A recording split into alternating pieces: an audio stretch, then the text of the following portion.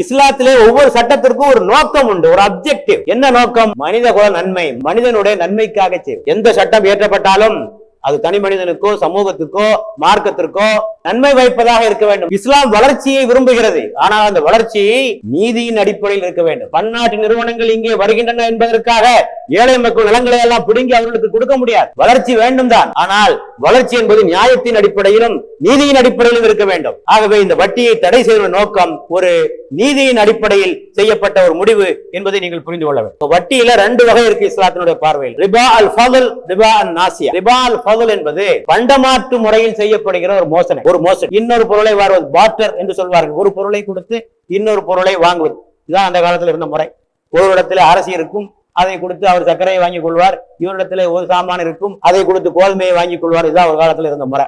அதுல மோசடி நடக்கும். குறைந்த மதிப்பிலான ஒரு பொருளை கொடுத்து உயர்ந்த மதிப்பிலான ஒரு பொருளை பண்டமாற்றாக வாங்கிக் கொள்வார். இஸ்லாம் இதையும் வட்டி என்று. ஆக எந்த மதிப்புக்கு ஒரு பொருளை கொடுக்கிறாயோ அதே மதிப்பிலான பொருளைத்தான் நீ பெற்றுக்கொள்ள வேண்டும். குறைவான மதிப்புடைய பொருளை கொடுத்து அதிகமான மதிப்புள்ள பொருளை நீ பெற்றுக்கொள்ளக் கூடாது. இப்ப நம்ம அதை பத்தி அதிகமா பேச வேண்டிய தேவையில்லை, அது நடைமுறையில் இன்று இல்லை. குறிப்புக்காக உங்களுக்கு நான் இந்த செய்தியை சொல்லியிருக்கிறேன். இரண்டாவது, இப்போது நாம் பின்பற்றுகின்ற அந்த வட்டிக்கு பேர் ரிபா அன் நாசியா. ரிபா என்ற வார்த்தைக்கு என்ன பொருள்?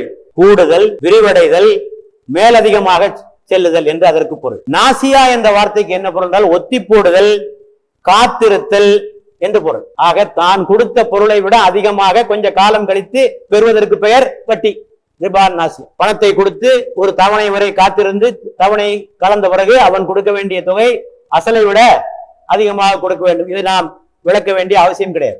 ஆக வட்டி என்பது எதில் வரும் என்றால் கடனில் தான் வட்டி வரும்.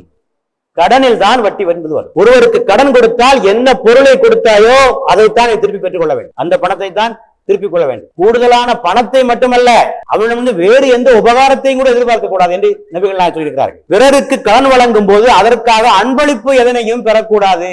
அதனை கொடுத்துட்டு அவன் அன்பளிப்பு, வட்டி இல்லப்பா அன்பளிப்பா தான் கொடுக்கும், இது ஒரு வகையான வட்டி தான்.